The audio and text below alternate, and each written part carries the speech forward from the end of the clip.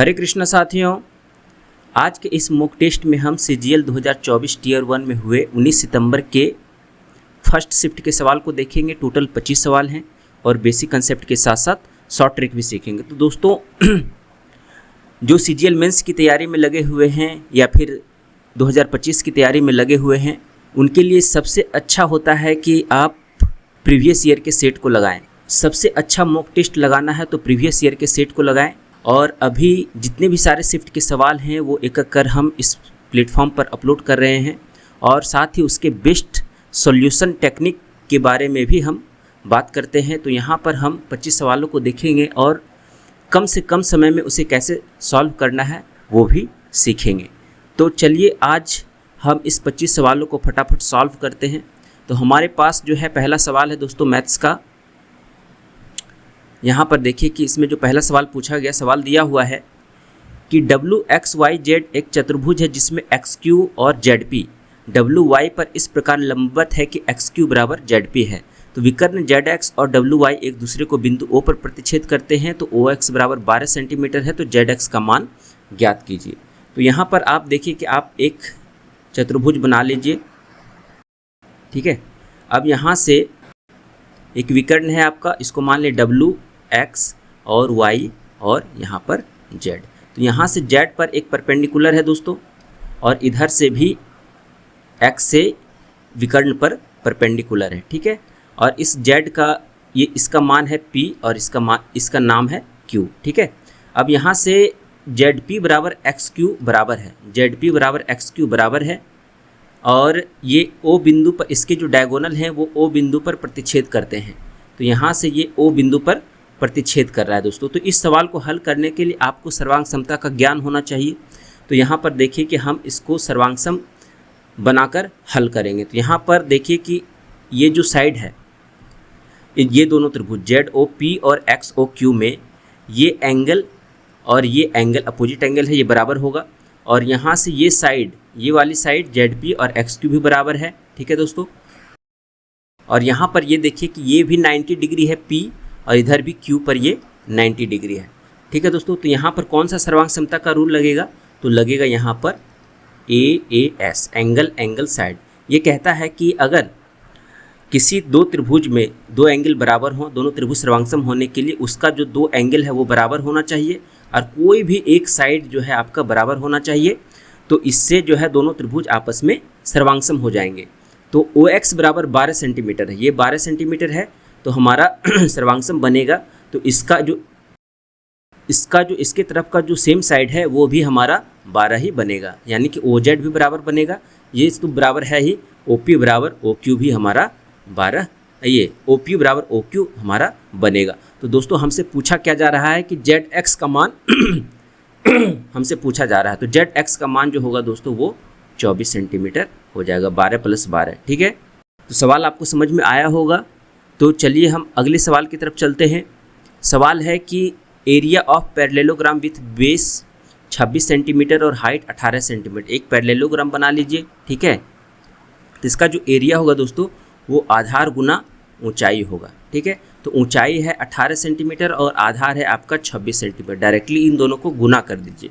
तो गुना करने के बाद जो आएगा हमारा वही आंसर होगा। देखिए यूनिट डिजिट इसका 8 आ रहा है तो यही हमारा आंसर होगा। नेक्स्ट है कि R एक वृत्त के बाहर एक बिंदु है और इसके केंद्र से 18 सेंटीमीटर दूर है। बिंदु R से खींची गई एक छेदक रेखा वृत्त को बिंदु A और B पर इस प्रकार काटती है कि RA बराबर 7 और AB बराबर 5 सेंटीमीटर। वृत्त की त्रिज्या क्या है? दोस्तों देखिए इस टाइप के सवाल जो है काफ़ी बार रिपीट किए जाते हैं। अगर आप प्रीवियस ईयर के सवाल सॉल्व करते हैं और जो करंट में हुए शिफ्ट के सारे सवाल सॉल्व करके जाते हैं तो आपको बहुत ही निश्चित ही बहुत ही ज़्यादा आपको फ़ायदा मिलेगा।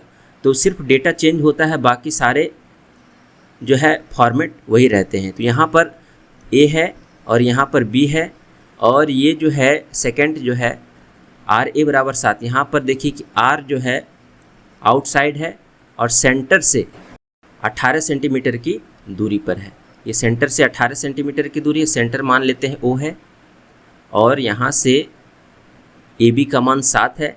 तो आप फार्मूला लगा दीजिए। कौन सा फार्मूला यहाँ पर लगेगा? AB का मान 5 है और RA का मान 7 है। और अगर हम इसको यहाँ पर बढ़ा देते हैं, ये r मान लेते हैं, ये r मान लेते हैं, ठीक है।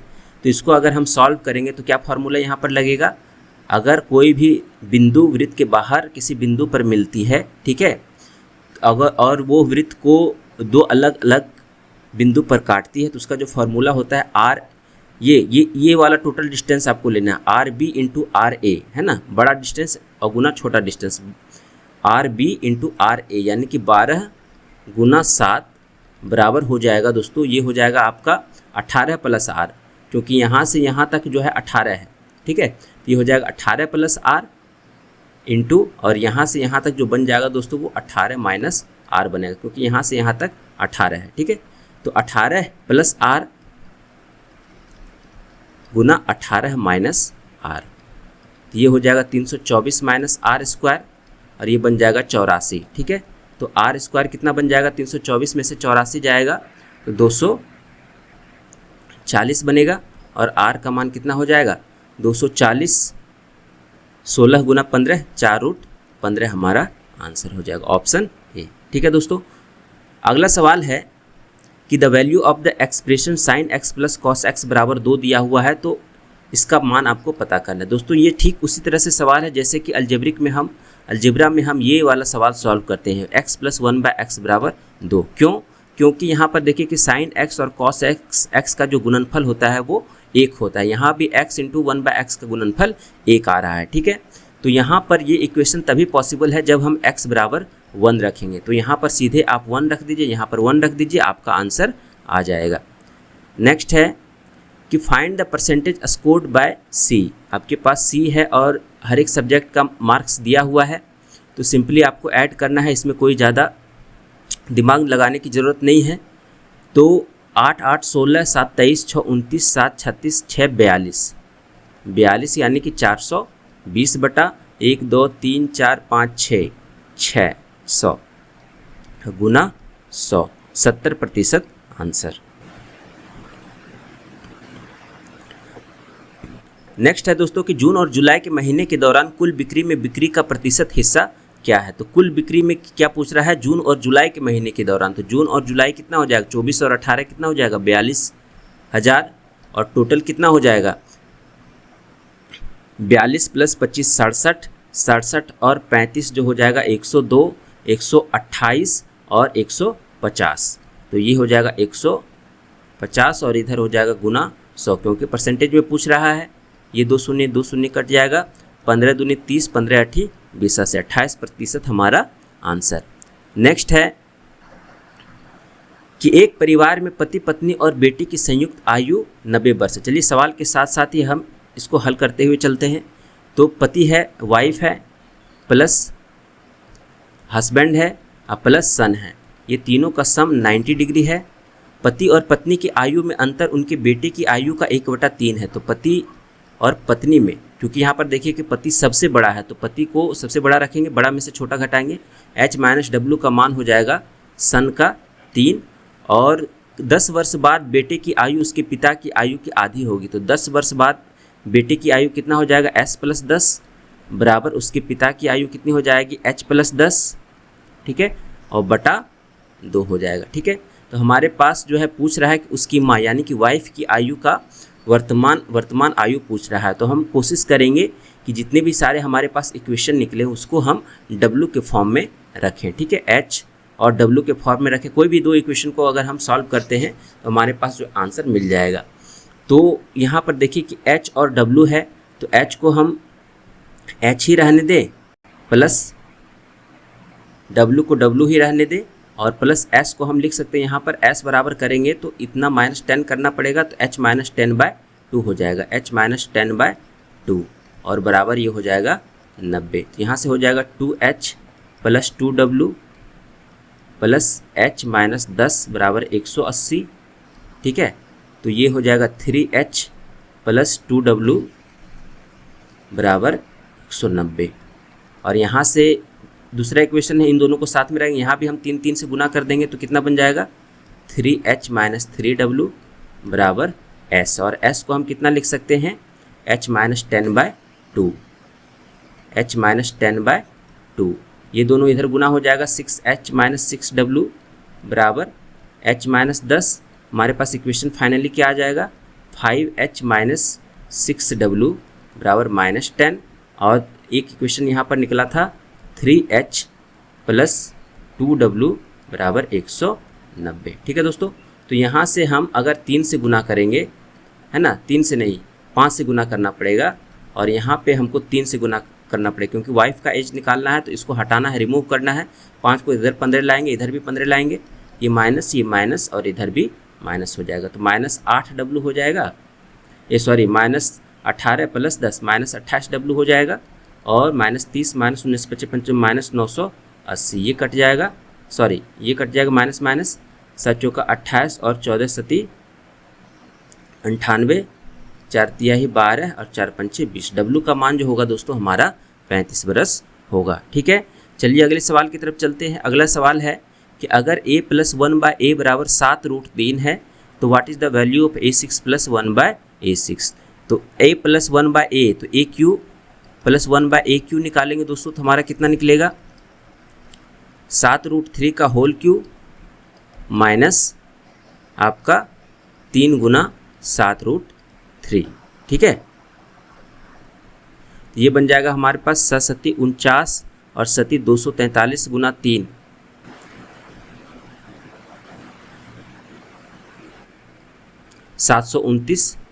729 और गुना 3√3 माइनस 21√3, तो ये बन जाएगा हमारे पास कितना,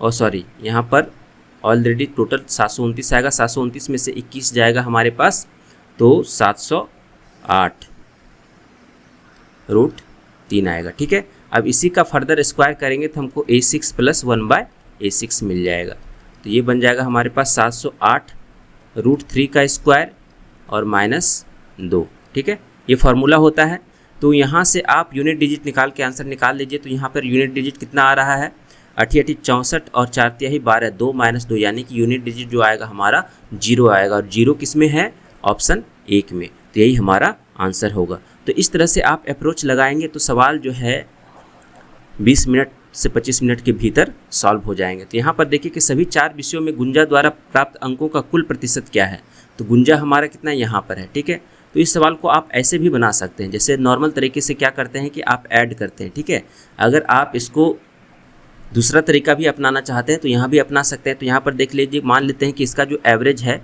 वो 100 है। ठीक है, तो 100 से ये कितना ज़्यादा है 12 और 19 31, और यहाँ पे ये कितना कम है -1 31, और ये कितना कम है -3, ये हो गया 27। तो ये हो गया हमारे पास 27, और इसका एवरेज कितना हो जाएगा 1 2 3 4। ठीक है, तो इसमें क्या होगा कि 100 को जोड़ देंगे तो ये हमारा टोटल एवरेज निकल कर आ जाएगा, तो 427/4 हो जाएगा, है ना, 427/4 आ गया हमारे पास एवरेज, और डिवाइडेड बाय टोटल मार्क्स कितना 175, और गुना आप 100 कर दीजिए, ये हो गया 4 से 25 बार में, और 25 सती 175, और 7 चौका 42 और 7 का 7, 61% जो होगा दोस्तों हमारा आंसर होगा 61%। ठीक है, चलिए अगले सवाल की तरफ चलते हैं। इसको आप बेसिक तरीके से भी करके बना सकते हैं, सबको जोड़ दीजिए और भागा 4 गुना 175 कर दीजिए, क्योंकि कुल मार्क्स जो हैं 4 हैं। ठीक है, 4 सब्जेक्ट के कुल मार्क्स 4 गुना 175 बनेंगे। यहाँ पर देखिए कि अगला सवाल है कि what number should be subtracted from, हाँ इतना में से इस व्यंजक से हमको कितना मान घटाना है कि व्यंजक जो है इससे कम्प्लीटली डिवाइड हो जाए। तो आपसे बेसिकली पूछ रहा है कि आप यहाँ से रिमाइंडर निकालने के लिए आपसे बेसिकली पूछ रहा है, शेषफल निकालने के लिए पूछ रहा है। तो शेषफल निकालने के लिए क्या करना पड़ता है कि जिससे हम भाग देते हैं उसको 0 के बराबर करते हैं। तो x + 2 बराबर यहाँ 0 कर दीजिए, तो x का मान कितना हो जाएगा -2, और -2 को इन सभी में रखेंगे तो हमारे पास कितना जो भी आएगा, अगर 0 आ रहा है तो 0 शेषफल बनेगा, 1 आ रहा है तो 1 शेषफल बनेगा। -2 का मान रखेंगे तो -8, -4 गुना 4 16, माइनस प्लस 16 और प्लस 11, 16 - 16 खत्म, 11 - 8 बराबर 3। शेषफल अगर 3 आ रहा है तो इस शेषफल को अगर हम यहाँ से घटा देंगे तो शेषफल 0 आ जाएगा। इट मीन्स कि इसका जो है कोई भी शेषफल नहीं बचेगा, तो वो नंबर मतलब कम्प्लीटली डिवाइड हो जाएगा। ठीक है, अगला सवाल है कि sin a + cos a बराबर √3 है, then find the value of tan a + cot a + 2 sin a × cos a। तो दोस्तों इस सवाल को हल करना है ना, तो सबसे पहले बेसिक आप देख लीजिए कि sign A plus cos A का जो मैक्सिमम मान होता है वो कितना होता है, यानी कि इसका मान जो है मैक्सिमम कितना तक जा सकता है। तो इसका जो फार्मूला क्या होता है, रूट अंडर ए स्क्वायर प्लस बी स्क्वायर, और ए और बी जो होता है दोस्तों कॉफिशिएंट होता है साइन ए का और कॉस ए का। तो यहाँ से मैक्सिमम जो मान होगा दोस्तों वो हमारा रूट अंडर 1 + 1 यानी कि 1 + √2 होगा दोस्तों। लेकिन हमारे सवाल में जो है √3 दिया हुआ है, तो जब √3 दिया हुआ है तो ये सवाल में कहीं ना कहीं मिस्टेक है। तो इस टाइप के सवाल को अगर आप हल करते हैं तो कमेंट में ज़रूर बताएं, ठीक है। और अगर ये सवाल गलत है तो कमेंट में ज़रूर पोस्ट करें, इस सवाल को रिव्यू किया जाएगा। चलिए अगले सवाल की तरफ चलते हैं। अगला सवाल है हमारे पास कि एक पर्स की खरीद पर 10% और 20% की क्रमिक छूट दी जाती है। यदि पर्स का अंकित मूल्य 2250 है तो विक्रय मूल्य ज्ञात कीजिए। तो आपके पास जो भी हमारा विक्रय मूल्य निकलता है वो अंकित मूल्य पर निकलता है। तो 2250 गुना, है ना, अब 10% और 20% का एकल छूट कितना बनेगा, 10 + 20 30 - 10 × 20/100 यानी कि 28%। 28% डिस्काउंट मतलब 72% पर बेचा गया, ठीक है। तो ये हो जाएगा हमारे पास 72/100 और 72 × 5 = 360, 36 72 दूनी 144, 180 0 18, 72 दूनी 144 18, 142.0 आ जाएगा, ठीक है। 1420 हमारा 72 दूनी 144 और 18 162 होगा दोस्तों। 1620 हमारा आंसर हो जाएगा, ठीक है। चलिए अगले सवाल। एक हीरे की कीमत उसके वजन के वर्ग के अनुसार बदलती रहती है। एक बार यह हीरा इतना के अनुपात में वजन वाले 4 टुकड़ों में टूट गया, ठीक है। जब टुकड़ों को बेचा गया तो व्यापारी को एक टुकड़े की तुलना में 63,000 रुपये कम मिले। तो हीरे की मूल कीमत क्या कीजिए। इस टाइप के सवाल बहुत ही बार एग्जाम में पूछे गए। तो इसको हल करने का सबसे बेस्ट तरीका क्या है कि आप यहाँ पर देखिए कि 4:3:2:1 है। तो इसका जो कुल वजन होगा वो कितना बनेगा, है ना। तो इसका वेट कितना बनेगा, तो 4 3 7 2 9 1 10 यूनिट बनेगा। तो इसका प्राइस कितना हो जाएगा, तो प्राइस जो है वर्ग के अनुसार बदलती है। तो इसका जो वर्ग होगा वही इसका प्राइस होगा, ठीक है। 100 यूनिट इसका प्राइस बनेगा। अब बोलता है कि टुकड़ों को बेचा गया। तो जब इस टुकड़े को बेचेंगे अलग अलग, ठीक है, तो इसका जो अलग अलग वर्ग बनेगा हमारे पास, है ना। तो ये हो जाएगा 16, ये हो जाएगा 9, ये हो जाएगा 4, ये हो जाएगा 1, क्योंकि सवाल में ही कह रहा है कि वजन जो है वर्ग के अनुसार बदलता रहता है। तो जब अलग अलग बेचेंगे तो इसका स्क्वायर इसका वजन हो जाएगा, इसका स्क्वायर इसका वजन होगा। सबको जोड़ देंगे तो कितना यूनिट आ रहा है, तो आप देखेंगे कि 16 9 25 4 29 और 1 30 यूनिट आ रहा है। ये 30 यूनिट दोस्तों ये प्राइस है, ठीक है। तो जब प्राइस है आपके पास 30 यूनिट तो टोटल इसको लॉस कितना हुआ 70 का, और ये 70 इक्विवेलेंट कितना है 63,000 की। ये कट जाएगा 7 9 63 900 आ जाएगा। तो आपसे निकालना क्या है कि हीरे की मूल कीमत कितना है, 100 यूनिट है। तो 100 × 900 ये नहीं कि 90,000 हमारा आंसर होगा, ठीक है। अगला सवाल है कि एक विक्रेता ने 10 रुपये प्रति किलोग्राम की दर से बेचना शुरू किया, लेकिन उसे इस दर पर खरीदार नहीं मिले, इसलिए उसने कीमत घटाकर 7.2 रुपये प्रति किलोग्राम कर दी, लेकिन 1 किलोग्राम के बजाय 900 ग्राम का गलत वजन इस्तेमाल किया। तो वास्तविक कीमत में प्रतिशत परिवर्तन ज्ञात कीजिए। 2 कॉलम लिखना है, एक है आपका 100, एक है आपका एक्चुअल, ठीक है।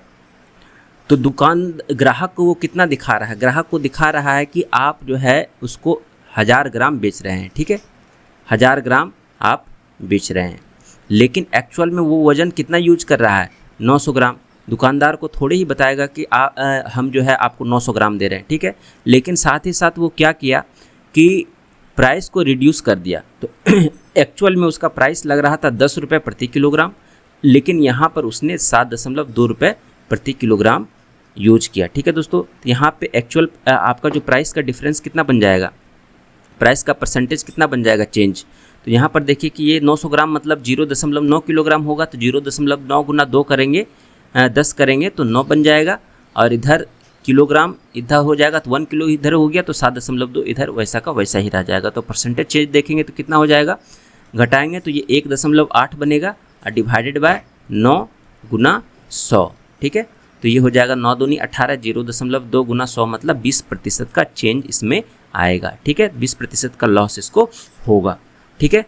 तो चलिए अगले सवाल की तरफ चलते हैं। यहाँ पर देखिए कि प्रति किलोग्राम टमाटर की कीमत में 300% की वृद्धि हुई। एक गृहिणी टमाटर की खपत में 70% की कमी करती है, तो टमाटर पर उसको खर्च कर कितने प्रतिशत बढ़ता या घटता है, ठीक है। तो प्रति किलोग्राम टमाटर की कीमत में 300% की वृद्धि हुई। तो यहाँ पर देखिए कि एक्सपेंडिचर जो होता है दोस्तों वो प्राइस इंटू कंजम्पशन होता है। तो कंजम्पशन को हमने बढ़ाया 300% मतलब 3/, है ना, 100 यानी कि 3/1, और कंजम्पशन को घटाया 70% यानी कि -7/10। तो ओरिजिनल कितना था दोस्तों, 10 × 1 10 था, और बाद में घट के कितना हो गया, इधर हो गया 3 + 1 4, और इधर ये 7/10 होगा, इधर हो जाएगा इधर 4 और गुना 3 ये हो जाएगा 12। तो प्रतिशत इंक्रीज कितना हो गया, 2/10 × 100, 20% हमारा इंक्रीज बनेगा। अगला है कि ए बी इज ए कोड of length 32 centimetre of a circle of radius 20 centimetre, the tangents A and B intersect at a point T, find length T A rounded off to 2 digits after decimal. बहुत ही महत्वपूर्ण सवाल है और conceptual सवाल है। चलिए इस सवाल को हम कंसेप्ट के थ्रू समझेंगे।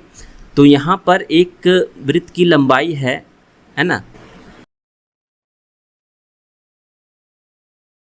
एक जीवा हमने बनाया यहाँ पर, और यहाँ से जो है ये ए पॉइंट है और ये बी पॉइंट है, और यहाँ से एक स्पर्श रेखा खींची जाती है और यहाँ पर भी एक स्पर्श रेखा खींची जाती है जो टी बिंदु पर प्रतिच्छेद करती है, और यहाँ पर सेंटर है, ठीक है, और त्रिज्या जो है 20 सेंटीमीटर है। तो यहाँ से एक त्रिज्या है ओ जो कि इस पर लंब होगा, ये 20 सेंटीमीटर है, ठीक है, और ये टी ए की लंबाई आपसे पूछ रहा है, और ये यहाँ से यहाँ तक एंगल हमारा इक्वल बनेगा, ठीक है। तो दोस्तों ये वाला जो एंगल है इक्वल है, तो ये वाला भी एंगल हमारा इक्वल बनेगा। हम इसलिए यहाँ पर इसको बता रहे हैं क्योंकि यहाँ पर हम कॉन्सेप्ट लगाएंगे सिमिलरिटी का, ठीक है, तभी ये सॉल्व होगा।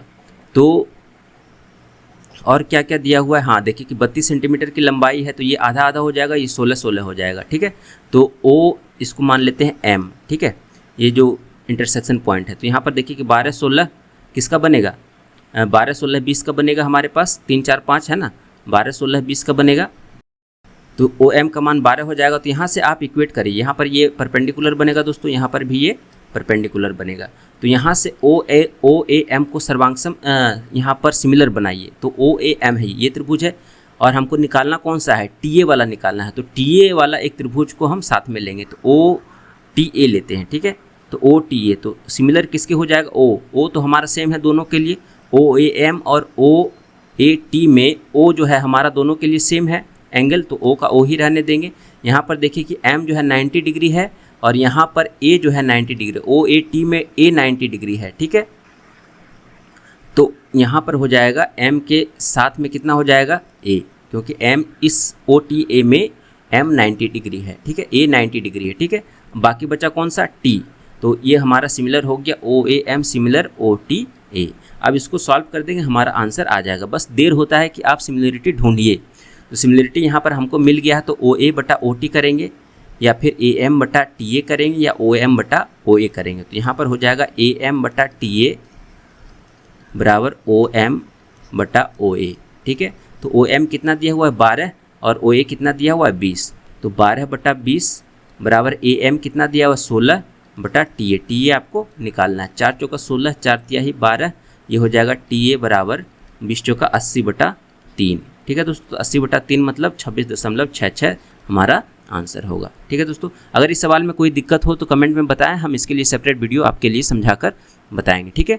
चलिए नेक्स्ट है हमारे पास, इसको सरलीकरण करना है। तो 6 चौका 24 एक 25 बटा 6 हो जाएगा, और ये भागा है तो ये गुना 1 बटा 25 हो जाएगा, और गुना 75 हो जाएगा, और ये भागा है तो इसको गुना में रखेंगे, और साथ ही साथ इसको करेंगे तो ये हो जाएगा 25, ठीक है। तो ये 1 बटा 25 हो जाएगा, भागा है तो गुना 1 बटा 25 से कट जाएगा, 25 तिहाई 75, 3 दूनी 6, तो 1 बटा 2 हमारा आंसर होगा। नेक्स्ट है कि पाइप X एक टैंक को 9 घंटे में भर सकता है और पाइप Y इसे 21 घंटे में भर सकता है। यदि उन्हें वैकल्पिक घंटों पर खोला जाता है तो पाइप X को पहले खोला जाता है तो कितने घंटों में टैंक भर जाएगा। तो इसका 9 घंटा है, इसका 21 घंटा है, एलसीएम हम मान लेते हैं 9 गुना 21, ठीक है। तो इसका जो इफ़िशियंसी होगा वो कितना बनेगा 21, और इसका एफिशिएंसी बनेगा 9। टोटल कितना हो जाएगा 2 घंटा का, 2 घंटा का काम जो हो जाएगा, क्योंकि अल्टरनेट खोला जाता है तो 21 और 9 30 हो जाएगा। हमको पुराना कितना है 9 9 दूनी 18, 189 काम हमको पुराना है। तो इसमें कितना गुना करेंगे कि 189 के नज़दीक जाए, तो 6 गुना करेंगे, तो इधर भी हमको 6 गुना करना पड़ेगा, तो इधर हो गया 12 घंटा। ठीक है, बचा कितना कम, 9 घंटा। अब साइकिल कंप्लीट हो गया, अब फिर से शुरू करेगा कौन, एक्स शुरू करेगा। तो एक्स एक दिन में कितना काम करता है, 21 काम करता है, तो 9 काम कितना दिन में करेगा, तो 9/21। ठीक है, तो 3 तिहाई 9, 3 7 21, 12.3/7 हमारा आंसर होगा। नेक्स्ट है कि पी क्यू और आर एक त्रिभुज के 3 कोण है, पी माइनस क्यू इतना, क्यू माइनस आर इतना, तो पी बराबर है। यहाँ पर त्रिभुज के तीनों कोणों का योग 180 होना चाहिए। ठीक है, और यहाँ पर p माइनस क्यू दिया हुआ है, तो हम सबको p के टर्म में रखेंगे, तो ये हो गया p प्लस q को रखेंगे p माइनस 20, क्योंकि हमको p निकालना है, प्लस r को रखेंगे q माइनस 26, और q को फिर से लिख सकते हैं हम p माइनस 20। ठीक है, तो यहाँ पर हम लिख सकते हैं p माइनस 20, और ये टोटल का सम जो होगा 180 के बराबर होगा। p और इधर p 3p माइनस 40 माइनस हो जाएगा 180 प्लस 66 246। ठीक है, काट दीजिए, 3 8 24, 3 दूनी 82 डिग्री हमारा पी का मान होगा। नेक्स्ट है कि अमन ने स्कीम ए में 5 साल की अवधि के लिए 8% प्रतिवर्ष की दर से साधारण ब्याज पर एक राशि का निवेश किया। ठीक है, उसने स्कीम ए की राशि का 4 गुना हिस्सा स्कीम बी में 7 साल के लिए 5% की दर से साधारण ब्याज पर निवेश किया, 1620 रुपया कुल ब्याज मिला। तो स्कीम बी में कितना निवेश किया था, इसको एलिगेशन मेथड से बनाएंगे, तो आपका 5 साल के लिए 8% की दर से टोटल हमारे पास कितना हो जाएगा, इफेक्टिव रेट 40%, और इधर हो जाएगा बी के लिए, ये ए है और ये बी के लिए हो जाएगा 35%। ठीक है, आपको पता नहीं है कि ओवरऑल इसको कितना प्रॉफिट हुआ, इंटरेस्ट मिला। ठीक है, और जो है आपके पास रेशियो दिया हुआ है कितना, स्कीम की राशि का 4 गुना हिस्सा बी में निवेश किया, यानी कि अगर ये 1 है तो ये हो जाएगा 4। आप निकाल लीजिए कि x माइनस 75 बटा, सॉरी इधर हो जाएगा आपका, सॉरी ये 35 होगा दोस्तों। ठीक है, ये हो जाएगा x माइनस 35 बटा 40 माइनस x बराबर 1/4। हल कर लीजिए फटाक से, तो इधर हो जाएगा 4x और प्लस इधर एक 5x, और इधर जाएगा 35 दूनी 70 दूनी 140 प्लस 40 180। x का मान कितना आ जाएगा, 36%, यानी कि उसको ओवरऑल जो है 36% लगा। ठीक है, तो जब यहाँ पर 36% का इसको लगा है, तो इसका मूलधन कितना होगा, तो P का 36% रेट के हिसाब से, ओवरऑल रेट के हिसाब से कितना होना चाहिए, 1620 मिलना चाहिए। ठीक है, तो यहाँ से 6 चौका 36, 6 दूनी 12, 6 सती 42, और ये 6 चौका 24, 6 पंचे 30, 45 हो गया। तो P का मान आ गया 4500, और 4500 में B कितना निवेश किया, तो 4500 का B का रेशियो है कितना, 1:4, यानी कि ये हो जाएगा 4/5, 5 9 45, 9 चौका 3600 हमारा आंसर हो जाएगा। ठीक है, तो इस टाइप से सवाल को आप अगर हल करते हैं तो निश्चित ही जो है सवाल विदिन सेकंड हल बनेंगे, बस प्रैक्टिस करते रहिए। यहाँ पर नेक्स्ट है कि what are the average marks scored by the students. Average marks कितना है, तो मान लेते हैं कि एवरेज मार्क्स 100 है। तरीके को बदलिए। ठीक है, तो सवाल जो है आपसे भागेंगे, तरीका जो है आपका ऐसा होना चाहिए कि सवाल भागने की आवाज़ सुनाई दे। तो यहाँ पर देखिए कि 100 है, तो यहाँ कितना कम है, -2 -3 है ना, इसके बीच का मान लीजिए तो ज़्यादा आसान होगा। ठीक है, 100 नहीं मानिए, हम मान लेते हैं 96। ठीक है, तो ये कितना है, 2 ज़्यादा है, और ये कितना है, 1 ज़्यादा है। ठीक है, और ये कितना कम है, -3 कम है, -2 कम है, -4 कम है, और -3 कम है। तो ये कितना हुआ, 3 और 3 कैंसिल हो जाएगा, 4 2 6 3 9 -9 अब बटा 1 2 3 4 5 6, 3 तिहाई 9, 3 दूनी 6, -1.5 इसमें घटाना पड़ेगा। तो 96 में से -1.5 घटाएंगे तो 94.5 हमारा आंसर होगा। ठीक है, तो इस टाइप से सवाल को बनाइए, और जो भी आपका तरीका है उसमें कुछ चेंज लाने की कोशिश कीजिए, और ये चेंज तभी आएगा जब आप प्रैक्टिस करेंगे। यहाँ पर देखिए कि 150 मीटर और 250 मीटर लंबाई वाली 2 रेलगाड़ियाँ समांतर रेखाओं पर चलती है। जब वो एक ही दिशा में चलती है तो उन्हें एक दूसरे को पार करने में 20 सेकंड लगते हैं, और जब वे विपरीत दिशा में चलती है तो उन्हें एक दूसरे को पार करने में 5 सेकंड लगते हैं। दोनों रेलगाड़ियों की गति क्या है, तो जब यहाँ पर कंसेप्ट क्या है कि जो 2 रेलगाड़ियाँ अगर चल रही है तो जो अपने ही लंबाई के बराबर दूरी तय करती है, तो यहाँ पर दोनों का लंबाई दिया हुआ है, तो टोटल दूरी कितना हो जाएगा, 250 प्लस 150 है ना, तो 25 और 15 400 बन रहा है। तो जब वो एक ही दिशा में चल रही है तो relative speed x minus Y हो जाएगा, और एक ही दिशा में चल रही है तो 20 बार में पता कट रहा यहाँ पर आ जाएगा, तो x माइनस वाई कितना हो जाएगा 20, और x प्लस वाई उसी तरीके से कितना हो जाएगा 400/5 यानी कि 80। तो x का मान कितना हो जाएगा हाफ इंटू ये दोनों का सम 100, और y कितना हो जाएगा हाफ इंटू इन दोनों का घटा, 80 में से 20 जाएगा 60, 2/3 60, ये 50 मीटर पर सेकेंड है। इसको किलोमीटर पर आवर में बदलना है, तो किलोमीटर पर आवर में बदलने के लिए इसको 18/5 से गुना करेंगे, और यहाँ भी 3 है 30 है तो उसको 18/5 से गुना करेंगे, 6 पंचे 30 और ये 10, 180 और 18/5 है, ये 6 हो जाएगा 108, 180 और 108 हमारा आंसर होगा। नेक्स्ट है कि रवि और कविता के पास, each of Ravi and Kavita had some marbles, Kavita had 12 marbles more than Ravi had, if each of them had one more marble than 3 times the number of marvels Kavita would then have had would have been equal to 4 times the number of marvels Ravi would then have had. How many marvels did Kavita actually have? यहाँ पर रवि और कविता के पास है ना कुछ Marvels थे, और रवि के पास कविता के पास जो मार्वल्स थे वो रवि के पास जितने मार्वल्स थे उससे 12 ज़्यादा थे। कह रहा है कि अगर एक मार्वल इसके पास भी होता तो दोनों के पास अगर एक एक मार्वल होता तो इसका 3 गुना है ना, इसका 3 गुना इसके 4 गुने के बराबर होता है। इक्वेशन सॉल्व कर दीजिए, 3k - 4r बराबर 4 - 3 1, और इधर हो जाएगा k - r बराबर 12। तो कविता का निकालना है तो इसको 4 से गुना करना पड़ेगा, तो इधर हो जाएगा 4k - 4r है ना, माइनस प्लस और इधर माइनस, ये कट जाएगा, 3k - माइनस के बराबर 1 - 48 - 47 यानी कि k का मान 47 होगा। नेक्स्ट है कि 15 kg 10 रुपये wheat is mixed with 5 kg of another type of wheat to get a mixture costing 30 रुपये per kg, find the price of the costlier wheat.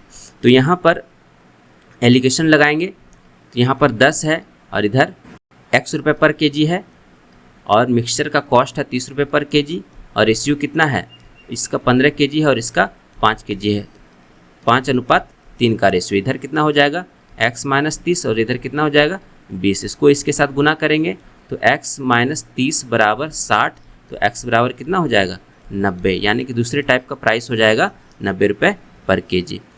अगला सवाल है और नेक्स्ट सवाल है दोस्तों, अगला सवाल है और लास्ट सवाल है, तो इसको आपको सॉल्व करना है। तो find the value of theta, theta आपको मिल जाएगा। तो यहाँ पर 3 sin स्क्वायर थीटा, इधर भी 3 cos स्क्वायर थीटा कितना हो जाएगा 3 × 1 3 आप प्लस 2 cos स्क्वायर थीटा बराबर 4 दिया हुआ, तो इधर हो जाएगा 3 और 4 इधर कट के हो जाएगा 1, और cos थीटा का मान कितना √1/2 1/√2 यानी कि cos 45 में होता है। ठीक है, तो थीटा बराबर 45 हो जाएगा, तो tan थीटा का मान कितना हो जाएगा 1 आ जाएगा।